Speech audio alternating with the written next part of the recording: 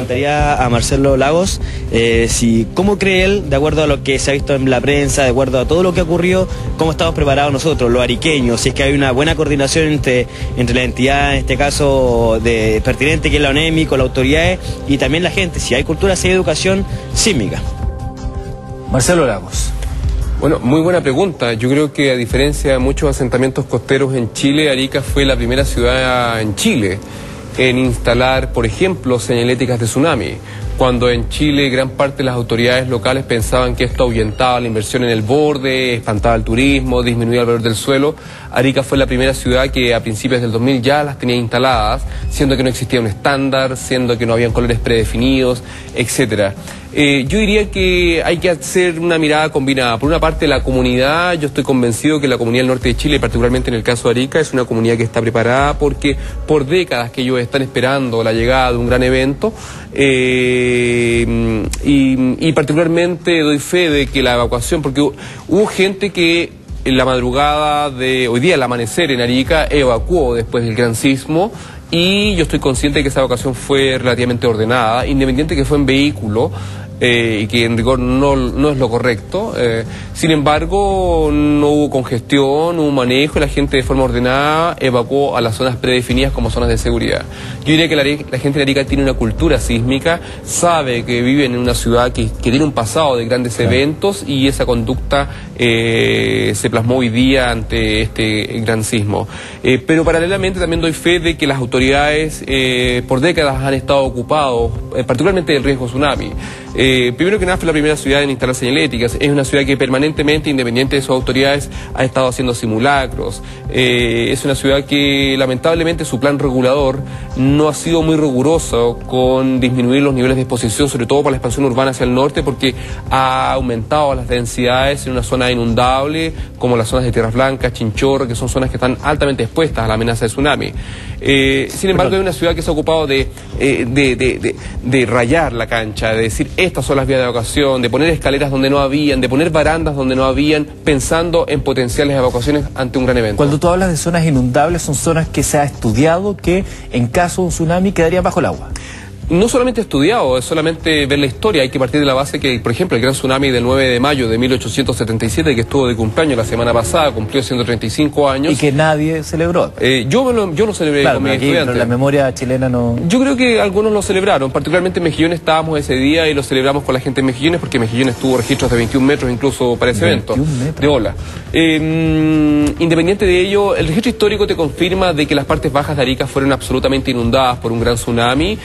Incluso hay un mudo testigo, que es un barco, que son los restos del barco Watery, un barco americano que quedó varado por los tsunamis de 1868 y 1877 en las partes bajas de la ciudad y que hoy día está ahí y te confirma de que tú vives en una zona inundable. Es más, la gente con humor en la ciudad de Arica, unos edificios que están en el borde costero de esta zona potencialmente inundable, en las partes bajas de Chinchorro, le llaman los rompeolas. Conscientes de que algún día ciertamente van a cumplir un rol mitigador de fricción y roce ante la inundación producida por un tsunami. Claro. Estamos esta noche en Mentiras Verdaderas conversando con Marcelo Lagos a propósito de el temblor de alta intensidad. Algunos le dicen terremoto, otros dicen temblor fuerte.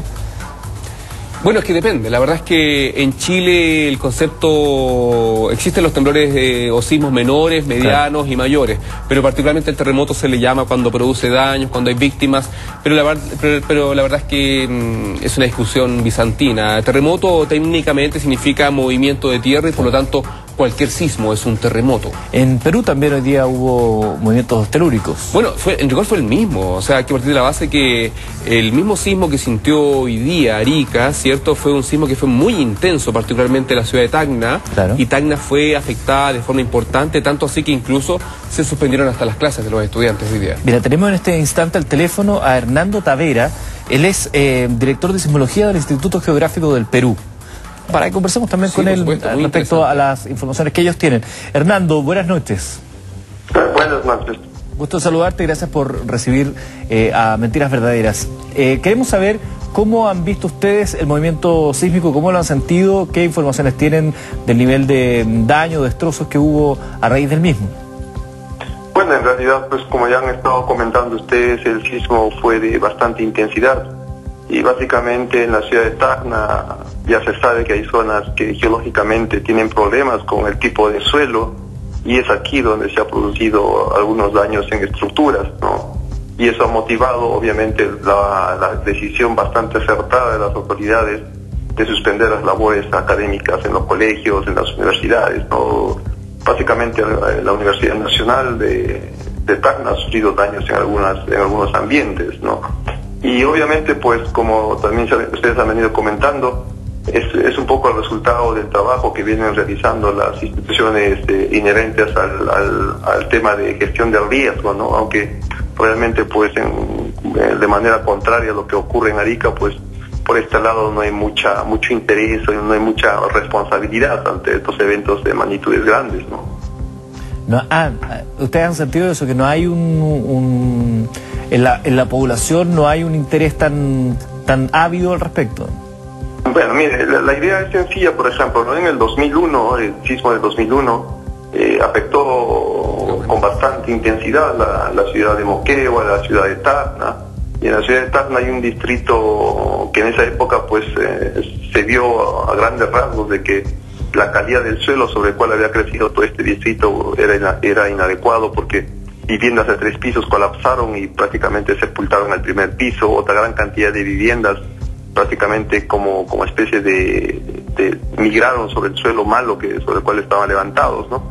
Y este distrito ha seguido creciendo, ¿no?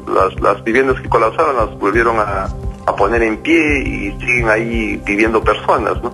Entonces hay un poco el abandono en el hecho de que no se aprende de las lecciones que dejan eventos grandes en el pasado, ¿no? Entonces toda esta parte de responsabilidad, esperamos que con lo que está sucediendo y con el interés que ahora estamos poniendo todos en difundir realmente la situación de riesgo en el cual está muchas de las ciudades de Latinoamérica, pues esperemos de que se empiecen a trabajar realmente en cambiar la situación. Claro. Hernando, nosotros estamos acá con Marcelo Lagos, geógrafo, quien te va a saludar y también quiere conversar contigo. Hernando, muy buenas noches en Lima. Justamente tocaste un tema muy interesante, que es el gran terremoto que ustedes experimentaron en las costas de Arequipa el 23 de junio del 2001, que particularmente tuvo un tsunami destructivo localmente en las costas de Camaná. Cuéntame, ¿qué antecedentes tú tienes del asentamiento costero que fue, recuerdo muy bien, porque estuvimos trabajando allí, pulverizado en esa oportunidad por el tsunami de 2001? ¿Hoy día nuevamente hay residencias instaladas ahí, o en rigor es una zona que no ha sido nuevamente utilizada desde el punto de vista residencial? Bueno, mira, lamentablemente la sociedad peruana se caracteriza un poco por el hecho de que muy pronto olvida lo que sucede, ¿no? Y en esta zona, la zona que fue afectada por el tsunami, pues simplemente ha vuelto a la normalidad, ¿no? Se ha vuelto a abrir los mismos negocios que había en ese tiempo, que eran pequeños hoteles, restaurantes, de playa, ¿no? Y también la costumbre de volver a convivir en zonas donde ya fueron declaradas de peligro, pues simplemente nos demuestra de que o hay mucha necesidad de la población por la parte de sustancia, de sobrevivir económicamente, hay falta de trabajo, o realmente pues no importa mucho la parte de prevención o de preparación, ¿no? Es algo que probablemente nos caracteriza a nosotros, ¿no? No aprendemos realmente de lo que nos deja las experiencias del pasado. Hernando, y conectado con lo anterior, me imagino que el Perú, al igual que Chile, también tiene una norma de diseño sismo resistente que les exige ciertos estándares de construcción. Cuéntame, porque sin embargo recuerdo bien que para el terremoto de Ica gran parte de los colapsos fueron por colapso de paredes, etcétera, por estándares de construcción. Cuéntame respecto a la fiscalización, ¿realmente se cumple con los estándares que exige la norma en el Perú?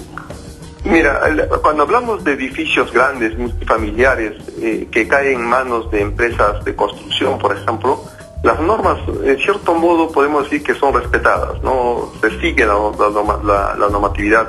Pero cuando hablamos de la población común, es difícil poder controlar el que ellos construyan de manera irresponsable, o sea, sin ningún tipo de ayuda técnica u orientación técnica, ¿no? Hay mucho el hecho de que se comienzan simplemente a realizar invasiones donde realmente pues escapa de las manos de las autoridades poder controlar esto, o una vez que la invasión está hecha, poder regularla. Simplemente pues la necesidad en el país nuestro de un lugar donde vivir es tan grande que simplemente por la parte política se les apoya y se les brinda los beneficios, ¿no? Y este es un error que lamentablemente no podemos corregirlo o no se corrige. En Perú el problema es un problema de decisión política que no está funcionando de manera adecuada. Se trabaja independientemente de algunas instituciones del Estado, pero no hay una normativa exigente como probablemente existe en Chile, ¿no? Que es lo que hemos podido ver con el último sismo, ¿no? Estamos conversando con Hernando Tavera, director de Sismología del Instituto Geográfico de Perú. Muchas gracias, Hernando, y saludos para todos los hermanos peruanos allá en Lima y en todo Perú. Ok, gracias también, ¿no? Y un saludo también para todos ustedes. Gracias. Muchas gracias. Muy bien. Muchas gracias. Ahí estábamos hablando, y él nuevamente aborda una realidad del Perú que nosotros acá, bueno, él alaba un poco la situación de Chile, pero parece que nosotros viéramos otra cosa, que también esta pugna entre la decisión política, entre los entes políticos, entre la sociedad también, que olvida fácilmente. ¿Viste lo que sucedió ahí? La gente volvió a vivir en una zona que fue pulverizada, según tus palabras, por el tsunami hace muy pocos años. 23 de junio del 2001. 2001, o sea, hace 10 años, y ya la gente volvió y se volvió a instalar acá. Y por otro lado, otras personas que tienen sus propios intereses de querer hacer algo y generan algún tipo de movimiento, la constante, ¿no? Sí. Ciertamente, pero la verdad es que, bueno, yo coincido con Hernando desde el punto de vista de que Chile tiene una norma de diseño sismo resistente que es muy robusta y que es un ejemplo, incluso yo diría que a nivel mundial. En Chile particularmente nadie nos tiene por qué venir a enseñar cómo hacer las cosas desde el punto de vista sísmico. Chile es un país robusto al respecto, y si tuvimos casos puntuales como el de Alto Río en Concepción, que fue el edificio que colapsó, claro, ese es un tema judicial que tiene que perseguirse hasta el final, porque ahí claramente deben haber responsables, y la verdad es que desconozco en qué está la investigación hoy día, pero ese es un tema de responsabilidad. Ahí no es porque no hubiera la norma, sino que alguien no quiso cumplir la norma. No se cumplió. Y claro, alguien que debía velar porque esa norma se cumpliera, se hizo leso. Eso no puede pasar, porque en rigor Chile tenemos especialistas y profesionales de alto estándar. Somos generalmente nuestros ingenieros, nuestra gente que trabaja en construcciones son gente muy preparada. Eso no puede pasar en este país, es inaceptable y eso no puede volver a repetirse. Y es por ello que con propiedad esa causa tiene que encontrar un responsable. Eso no puede quedar así. Tenemos, Marcelo, otra pregunta que nos viene desde Arica en el siguiente video. ¿Cuándo se estipula el tiempo de qué va a ser el terremoto y qué hay que hacer en caso de eso? O sea, más que nada, si deberíamos quererle aeronemia, ¿no? Si hay alerta de tsunami. Eso es lo que yo creo que todos tienen la duda. Esa es la gran pregunta. Tanto que se habla del evento esperado para el norte, un evento que dicen que va a ser de una magnitud impactante, pero no, es como, van a entrar a robar, pero ¿cuándo? A ver, primero que nada hay que destacar que se cree que puede ser grande. Porque la regla hoy día es anteponerse al peor escenario y estar preparado para un peor escenario.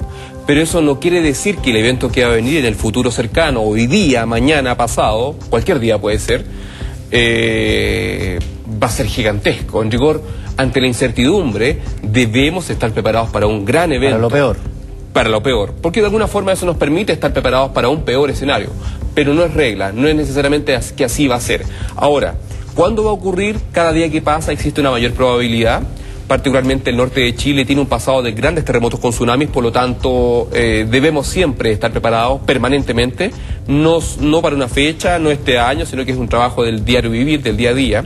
Y particularmente, ¿qué hacer en caso de un evento? Primero que nada, ustedes hoy día en Arica particularmente experimentaron un sismo que fue a las 6 de la mañana, altamente sensible, un evento intraplaca muy profundo, más de 120 kilómetros de profundidad. Es un terremoto que generalmente son muy intensos en superficie por sus características, por el tipo de ruptura, y a esa hora de las 6 de la mañana con propiedad todos lo sintieron muy bien.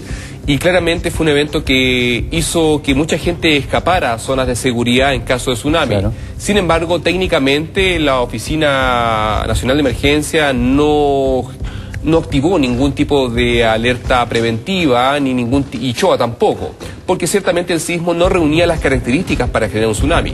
Ahora, particularmente, dejémoslo como un ejercicio. Pero en la práctica hay que partir de la base de que un evento que no me permita mantenerme en pie Si yo estoy en el borde costero, es altamente probable, Claro. casi inminente, que va a generar un tsunami, y en ese caso la principal alarma es el mismo movimiento. Yo no necesito que alguien me toque el hombro o una bengala o una sirena, sino que el mismo evento es el que me avisa. Y en ese caso, ¿qué hacer? Preguntaba el joven en Arica. Me parece raro, que ya debería saberlo con tanto tiempo viviendo en la ciudad. Inmediatamente tiene que evacuar a zonas elevadas, horizontalmente. Si no dispone del tiempo adecuado para correr horizontalmente a una zona de seguridad, que particularmente Arica y gran parte de Chile considera la cota a 30 metros como el umbral entre la seguridad y el riesgo, él tiene que hacer evacuación vertical, subir a un piso superior, tomarse de algo que flote, que esas son experiencias de vías comprobadas tanto en Chile y en Japón, que han manifestado sobrevivientes de grandes eventos. En el momento del evento, en el durante, hay que aprender que lo primero que hay que hacer es que hay que agacharse, hay que cubrirse y hay que agarrarse de algo. Eso es regla: agáchate, cúbrete y agárrate. Eso, aunque las palabras no rimen mucho, lamentablemente, ciertamente esas son lecciones de vida.